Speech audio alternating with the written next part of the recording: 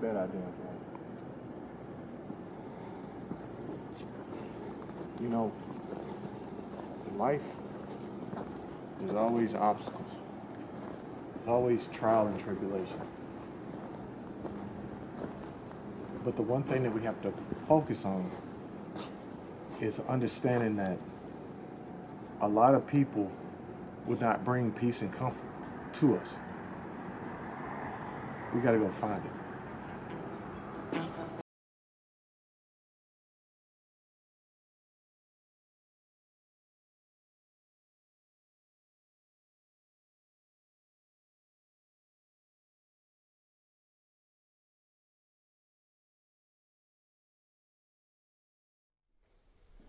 Hey, what's up, man?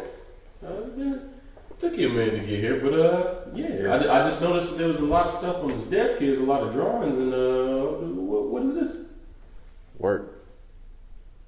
Yeah. Yeah. Time waits for no man, and man don't wait for time.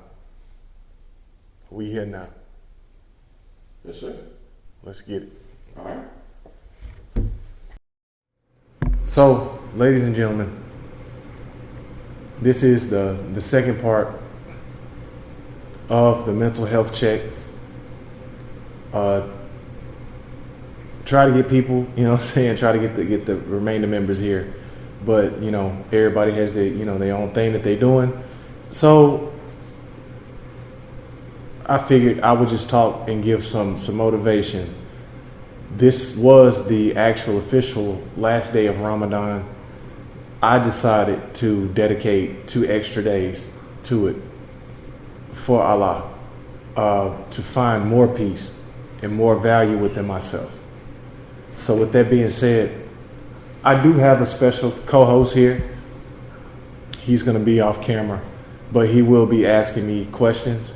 So this is me literally being interviewed by one of the most amazing people that I have ever met in a very long time.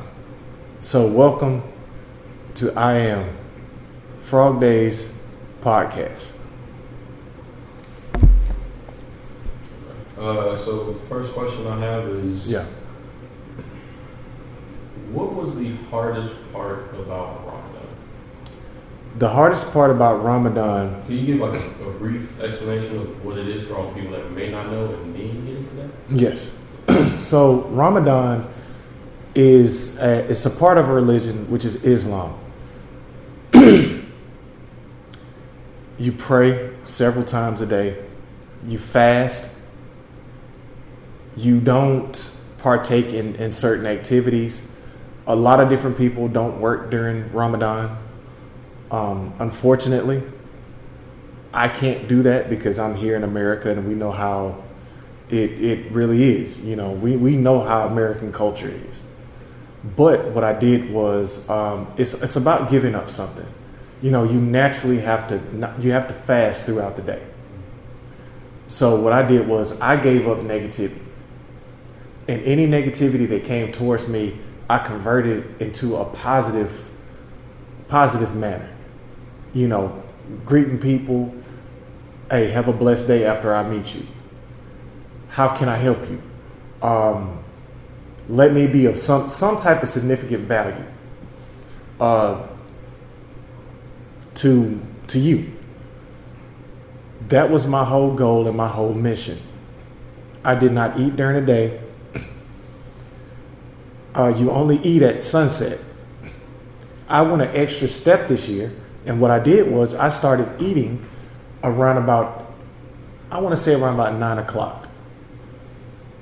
And what I did was I prayed. I prayed that Allah would have mercy on me throughout this, because I do have a medical condition, and nourishment is what I needed. I need it all the time. But throughout this whole process, I feel pure, I feel clean, I feel like a whole new person. I feel like a whole new person. Okay, so Out that situation, what was your personal hardship throughout the month? Because it is, 30 days? Yes, 30 days. Yeah, what was your personal hardship? So throughout this 30 days, I have a cousin that's on my grandmother's side of the family, and may she rest in glory, that actually committed suicide during this month. And it kind of hit hard because I've had hardships where people have committed that ultimate act. I've had that. I've had that happen to me several times, even when I was in middle school, elementary school, actually. And the only thing that I could do was just be, or at least try to stay sane throughout that. I dropped my tears, but I didn't drop my tears in a way where I absorbed that negativity. I prayed for her. I prayed for the family. And I just tried to make sure that I didn't act accordingly to how I did before. Everybody goes through life. We have hardships. I wish people would just pick up on signs a little bit faster, but the world that we live in right now, a lot of people can't see those signs, or they avoid those signs. And me personally, it happened. And the only thing that I could think about at the time was, how is my cousin doing? How is he doing? So I'm definitely, going to link up with him and make sure that everything is straight. But the hardships that I went through this Ramadan was literally death in the family, people not listening. I've been through literally people doing the most heinous things and then pushing the momentum of their negativity off on different people.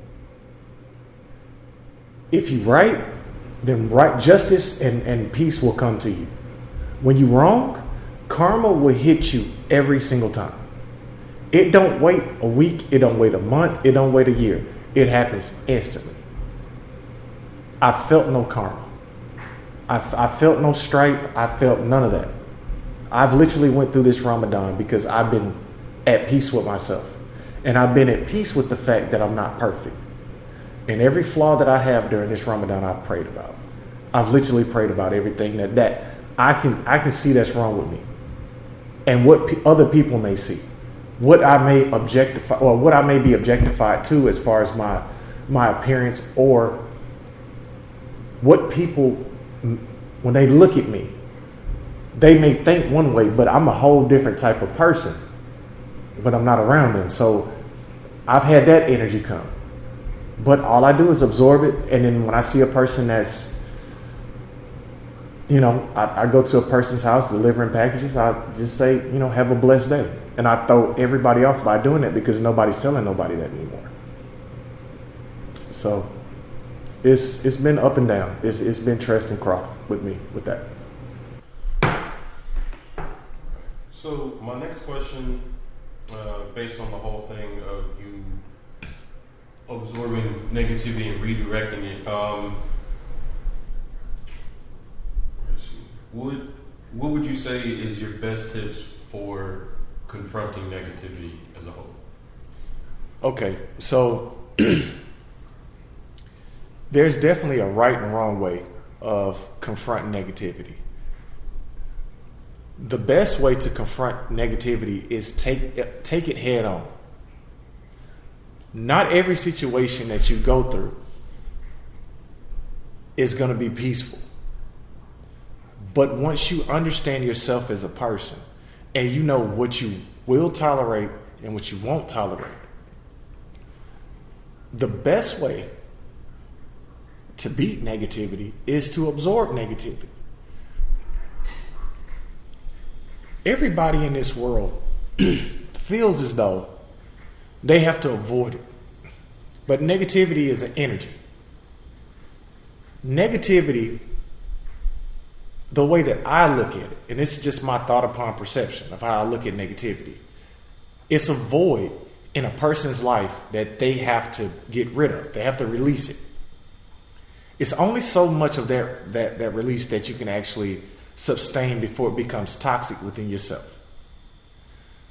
So when a person has that negative energy, you listen. Listening is not absorbing. It's not. It's simply just not. It's not. You're not absorbing it. You're actually hearing a cry for help. And with that being said, when negativity comes towards you, you hear the negativity out. The energy that's there, your job and your soul comfort is to actually make sure that even if you absorb it, you as that person, if you take upon that task, you have the mental thought that I'm not going to push this energy out in a negative manner. That is your charge, because your duty is to be positive. Well, we live in a negative world, right? Surround yourself with positive people. Something that will uplift you is nothing more than a simple phone call to a person that you know is going to be on 10 all the time, right? Laugh, joke, watch a movie, go outside, walk in the park, go swimming, go lift weights. Whatever makes you happy, you do that times 10. So that when that negative energy comes towards you, you're ready for it. And of course, if you're religious, you pray. If you're not religious, you just know that you don't want this certain type of energy around you. But when it's there, you have to understand at that moment. And it only takes a millisecond for you to actually see, visualize, feel, and actually start to absorb. If it's a conversation that you don't want to have and you know that you're not in the wrong, don't have it. Some people call it shutting down. It's not shutting down. You don't have formable information to give about a said topic. So don't speak on it. Literally look at that person and say, look, I don't have the information. I don't have the answers. I don't know. I really don't understand. I'm here to listen. And when you tell a person that you're here to listen, that's it. You have no obligation. You're not liable for anything or any type of emotion or feeling a person has after that.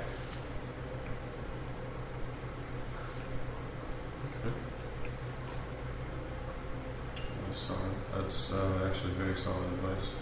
Yeah. I need to take that in myself. Yeah, I mean, and I'm working on it, but I mean, I'm not a perfect person.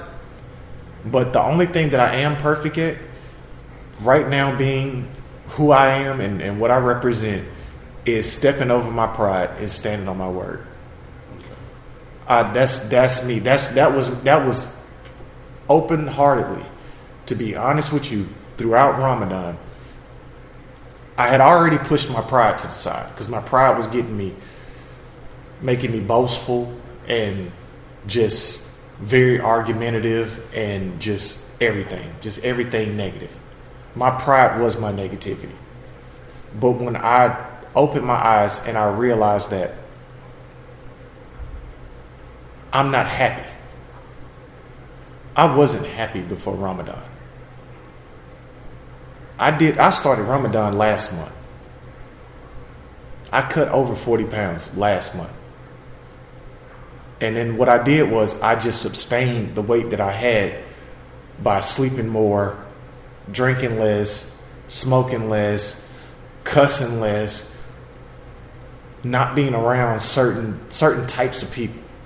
This is an open world. It's like a free roam game. Your life is like a free roam game. You can either punch down that character that says something disrespectful to you, or you can go to the mission. That's what this is about. That's the mental part of life, the mental health part, because everything negative that you absorb breaks down your health. Your mental is what drives your health to deplete. Once your health starts to deplete, your mind is not focused on anything. Your mind is focused on when's the next time something else is coming in? Because the only thing you think about is negativity. Now you're bringing it. You're searching it. You're trying to find it. You're trying to literally go out and you see people happy and you're angry. It's just like Stink Nina off Boondocks. You can't see shit, but now you out here and you trying to cause catastrophes everywhere you go. By what? Blatant disrespect. Not understanding any other person. Pushing your failures in life towards other people. And then having aggression. The only thing that you should attack in life with brute force is goals. If you're not attacking your goals in life, I don't know what to tell you. Okay, that's a perfect segue to this next question I have. Yeah. How important is it to do the shadow work or self work when steamrolling towards your personal goals? It's very important. It's very important because what you have to understand is this. No matter whether you look at it as an obstacle, what you set forth for yourself is what you made that commitment to yourself. Nobody else around you is going to accomplish that task, because if they accomplish that task, that's their mission. That's what they have set for them. Mm-hmm. It's pretty much, it goes into Buddhism, the yin and the yang. Now, no matter how you look at the yin and yang, there's peace, then there's war. There's light, then there's day. There's said probability that you will win or you will fail. But what does it teach us? It teaches us flow like water. So every obstacle is not an obstacle, it's a milestone. Get to one, no matter whether you focus on this. You can't get to this if this is blocking you. So you have to move forward and say, okay, this is my milestone. It's kind of like playing Need for Speed Most Wanted. Milestones, right? Remember that game. You gotta conquer. You gotta beat this one said person, and you gotta have this amount of energy, or you gotta move at this pace to beat this. That's what it's about. You get to it, and you get to it with such a force that this doesn't seem so hard to get to. You run through it. You run through the obstacles, because guess what? Even if you have, this is my goal and this is my milestone, right? Let's say you even having a problem picking up speed. That's motivation. You have to surround yourself with the energy to get you going. You have to surround yourself with people, like-minded people, that literally have your best interests at heart. And when you surround yourself around people that have the like mind like yours and said interests at heart, even if you fail, or even if you're struggling with it, you can actually step back and be like, I need help. But are you going to let your pride get in the way?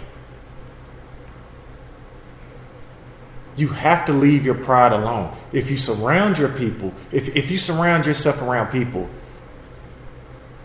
that have your better interests at heart, that truly love you, that'll do anything for you, that is your peace and comfort zone, right? Your pride is what's holding you back. Your word and what you stand on is what you stand on. And if you have people around you that's like, look, I'm not going to let nothing happen to you, that's not my pride. Honestly speaking to you, I'm not going to let nothing happen to you. That's not prideful. That's my word. I stand on that. If I say, bro, we're going to go to the top of this mountain, that's not my pride. That's my word. If I come to you and I say, bro, I need help, that's not my pride. That's me coming to you as a man and saying, hey, I need help. People that are prideful don't ask for help. And they do things and they cause mistakes to happen. And then when those mistakes happen, they have to fix every mistake that happens. That's creating more milestones. And more milestones. You already got one. And that milestone may take you 3-4 months to get over. Your goals may take you 6 months to get to. But you have to understand, I'm the one that's captain in this ship. And a lot of people sometimes will sink your ship because they can't captain the boat. And what you have to understand at that point is you got to be mindful of who's around you.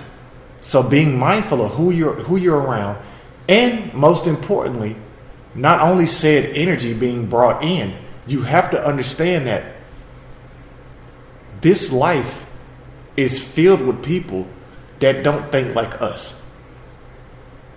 It scares them to think like us. It scares them to actually say, okay, I'm gonna take this approach at it other than this. It scares people to think like that. That's why this world is how it is now. People are scared to think. We don't have a world full of thinkers anymore. We got a world full of fuck-ups, assholes, and a bunch of people that's just out here trying to live their best life and just don't understand that they're damaging everything around them.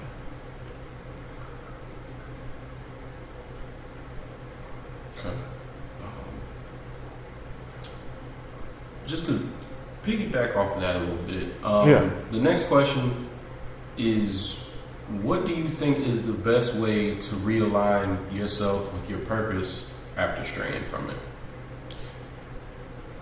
Honestly speaking, the only way that you stray from your purpose is through distractions of life.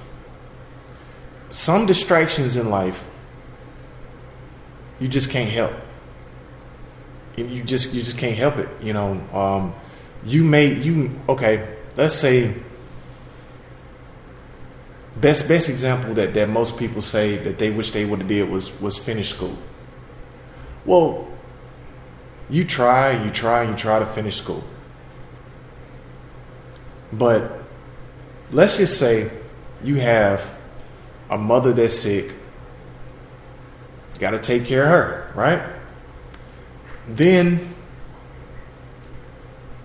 you say, okay, well, mom's healthy, but you know, I had to pick up an extra job to get more income because, you know, of whatever your financial woes are. You know what I'm saying? And then you say, well, you subliminally say to yourself, or you may verbally say it out loud, that I ain't worried about school right now. And then you go 3-4 years without finishing school. Now you were in school, but you didn't finish, right? And then you try to come back to it. And then it doesn't work. But you say, I'm gonna try again at this said time. And then more shit happens. The only information that I can give to people, and it's difficult to do, but what I will say is this. Your goals in life may not be the outcome of your life. That's just how it is. You know, you may want to be a doctor. You'll never be a doctor. Doesn't mean that you're not good enough to be a doctor. It just may not be in the cards. It's not in the cards. But at the same time, if you want to be a doctor, you can be a doctor though. That's the double entree right there. That's it. Now people want to figure out that. Sometimes you have to give up on certain people. You got to give up on certain situational value. You got to give up on the movement of life. A river or a pond does not ripple unless a stone is thrown in it. It sits still. And out of that pond, you have everything that grows up out of it. There's life that's in there, that's living, right? There's a life within every person. What we have to understand is this is about our lives. We have a goal that we want to accomplish. We need people to help us. Our goal is to figure out our lives and bring people around us that's trying to figure out their lives in a peaceful manner. And then bring that energy together and then cast it out. Cast that energy out so that when the people that feel it and they come into that energy, or that energy hits them, they're like, I think I understand now. Even if they don't, they think they do. So they get the gears turning with that. Life is nothing more than science. It's Trest and Croth. It's up and down. Our lives have been moving like that since we came in this world. And it's going to continue to move like that. We go up, we go down. But the thing about it is this. We have to find a balance within ourselves. We know when a situation is going to get bad. We know when a situation is going to get good. And we can't control the interactions of everybody around us. But what we can control is our temperament, our patience, and the love that we put out. And outside of that, we can control how much negativity we absorb and how much positivity we put out. That's the 5 things of being a simple human being. And that's what they don't teach us. That's what they never told us. So now you have people running around the world doing a bunch of stupid shit. And now it's starting this roller coaster effect where people look at certain people because of their race, because of their color, because of how they look. And that's not what the divine intervention is about. He's not about that. And I literally had to sit back. I knew it, but it had to be preached to me. I had to read it. I had to dive into it, even further than what my mind even thinks about it. So what I would tell people, know your surroundings, know the people that you have in your corner, and don't be ashamed to ask for help. Don't be ashamed to ask for help, because asking for help is nothing more than letting the person that you love, that loves you back, that lets them know that they can be the hero in your life. That simple. It's merely that simple.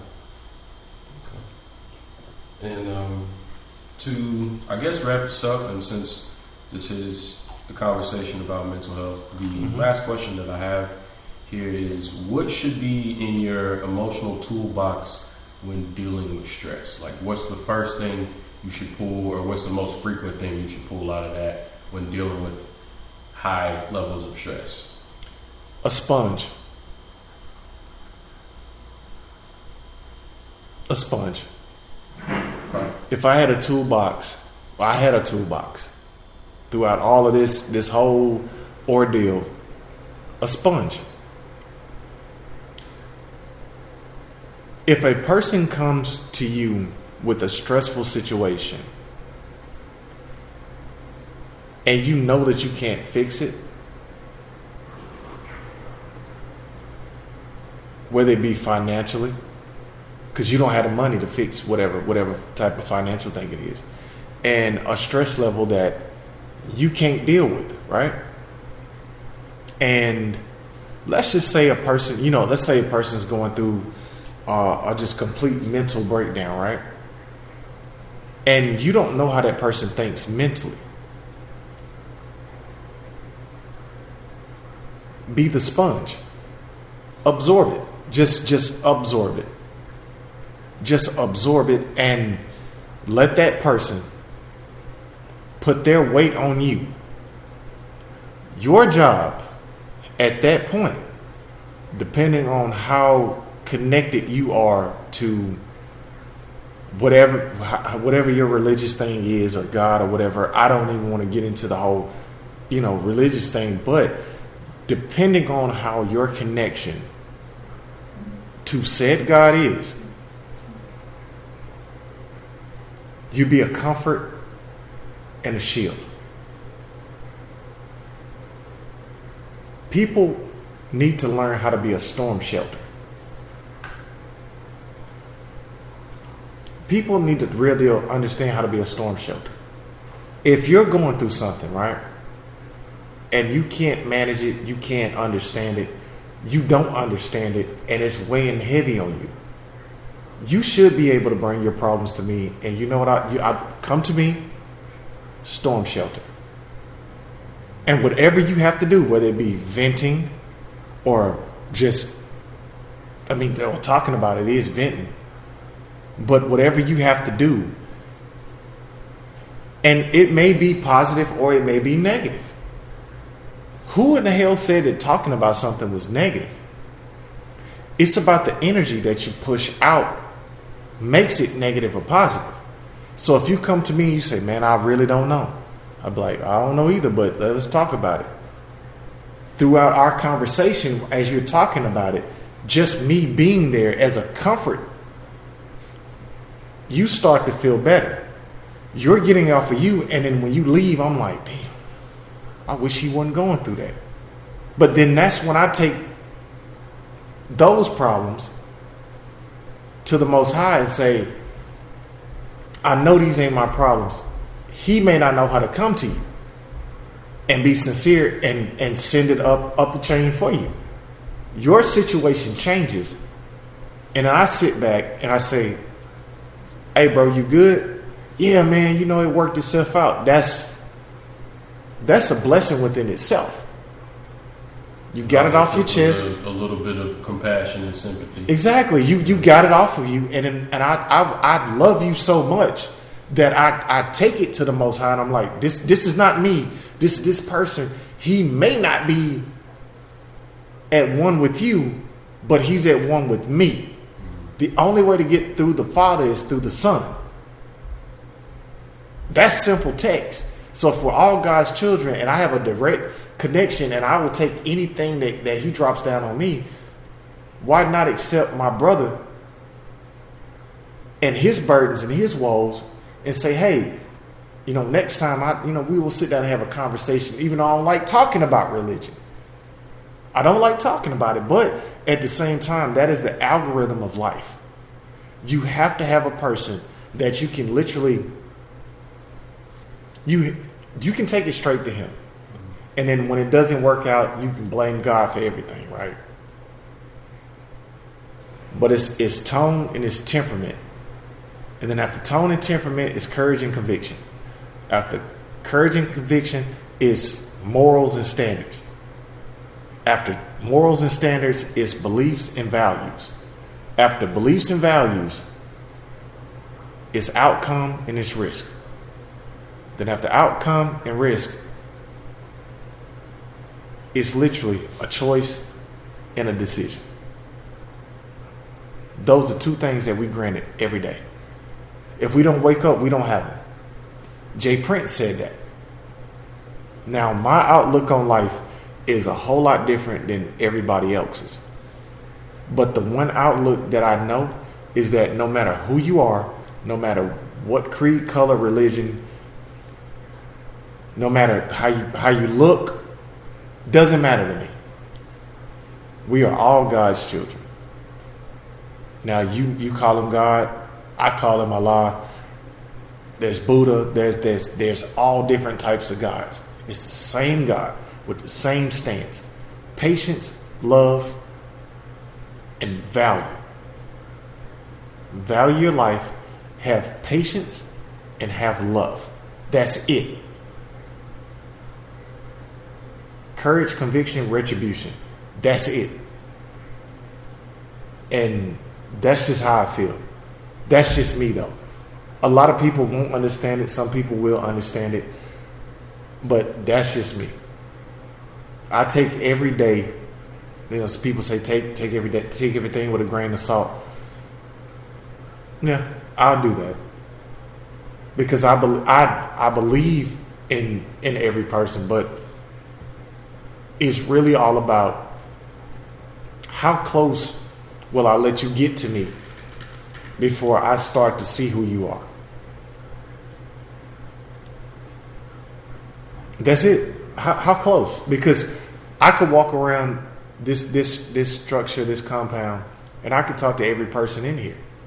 But if I know that you're not a morally good person or your values are not, and they don't have to be like mine, but if they're not good, I don't have to talk to you. And that's what people need to understand. Like, sometimes you have people in your life that are not, their structural integrity is like the Titanic before it sailed off. All it takes is solid water to break you. And those are the type of people that you have around you. And now you have to sail. They're the Titanic, right? You have to figure out how to save every negative thought in their brains. It don't work. And that's why people fall out with each other. That's why people don't talk to each other no more. That's why people just I'm talking about IBS Crohn's start acting up when you mention names or you're around. You know what I'm saying? Like it's people have to understand, and they have to start building stronger relationships with the people that they know they love. And they have to bring them into their world. But their world doesn't have to be cleansed. But if you know you're not going to tolerate something, when you have these people that rock with you, you move accordingly to the plan that y'all have. And leave everything out of it. I can absorb all the negative energy that I want to for the day. And you can absorb all the negative energy, right? Our sole purpose as being divine individuals is to take that, transform it into positive. A lot of people don't know how to do that. I will tell you how to do it. It's not going to make sense, though. A person comes, where do you work at? I work at a tech repair. Tech repair, right? So a person just went in 4 or 5 days ago, bought a laptop, it don't work. Or it don't connect to Wi-Fi.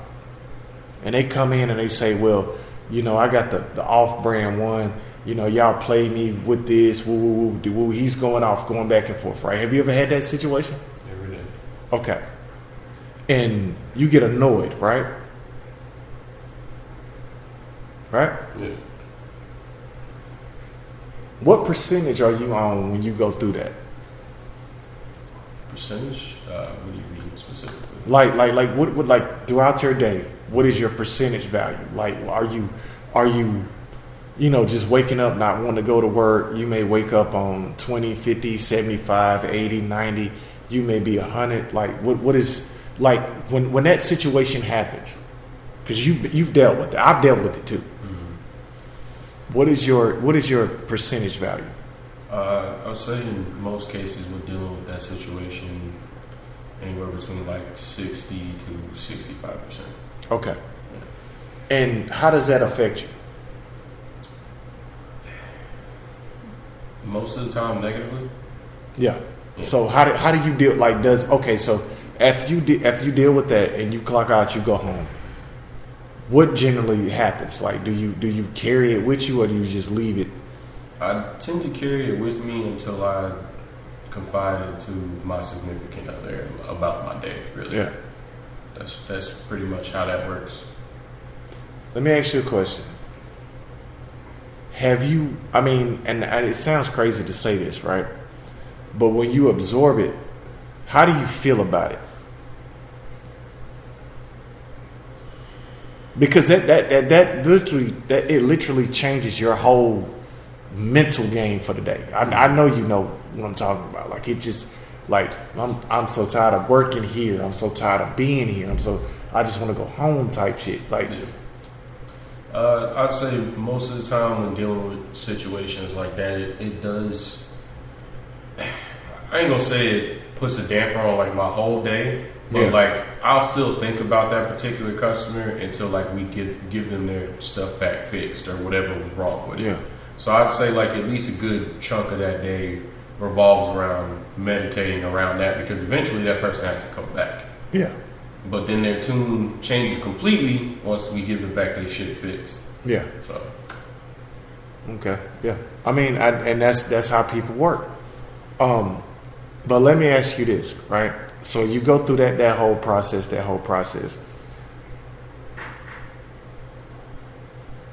and you know you have this task to do. Have you ever tried to push that negative energy that's coming back in a positive way? Like, you know, person is irate, and you have a choice and you have a decision. Mm-hmm. Absorb it and say, "Hey, we got you. It's okay. It's cool." Yeah. Now you definitely feel some type of way, but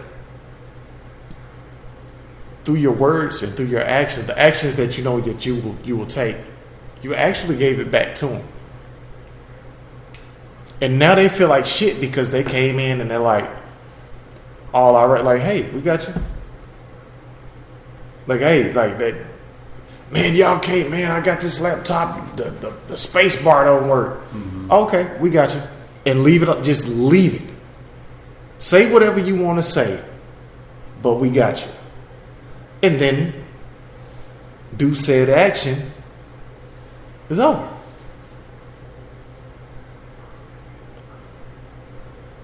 Sometimes, and what I've realized is that sometimes people will give positive energy in a negative way. Because I see what you're saying, but do you mind elaborating on that for me so I can formulate that better in my brain? Because people are narcissistic. Okay. All right. So we're on the same way. Continue. People will give you positivity because they need something from you or they want something back. Absolutely. All the time. All the time.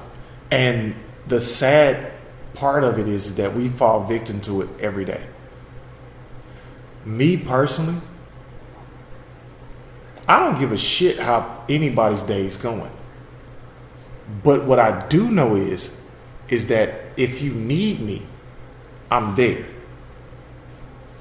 When I wake up, I think about the same people every day.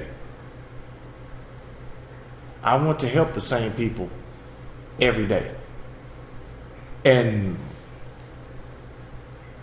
going back to this Ramadan, I had to realize that upon starting all of this, the people that I have closest to me are the ones that I cherish and I love the most.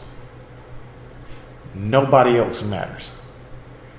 Their attitudes, their temperaments, all of the arguments, all of that negativity doesn't matter. But if you give it to me, I'm gonna change it into a positive.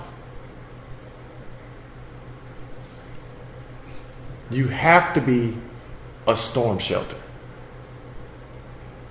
You gotta have. What does a storm shelter have? I mean, for one, coverage. Your storm shelter should have the basic amenities to survive said situation. Yeah. And I guess what's the word I'm looking for? Reinforcement of structure. Structural integrity. There you go. I have to be a storm shelter to all of y'all. No matter what you go through, whatever said brother goes through, I have to have structural integrity. I have to be a storm shelter. And I got to be able to absorb whatever comes and turn that into positivity. That's what this life is about. That's what this whole Ramadan was about. That's what working these jobs that may pan out to be something or may not pan out to be something. You may just like doing what you're doing. But that's what life is about. Structural integrity. How much can you stand for? How much force? Like when people drop the load down on, how are you gonna stand? Are you gonna crack at the knees? Are you gonna bend? Are you gonna shake? Are you gonna just blow over? How are you gonna stand?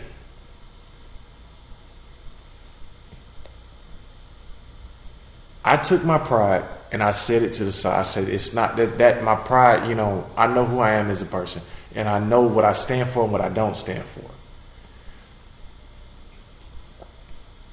But what are my actions? What are my words? What am I saying to everybody? What is everybody getting out of me talking to them? What is my pattern? What path am I even on? Now I know. I stand on my word. And my word is my word. So if I say it, I'm going to do it. So, what I tell people, man, is no matter whether it's positive, no matter whether it's negative, I know there's certain degrees of life and laws that a lot of people can't handle, can't take in.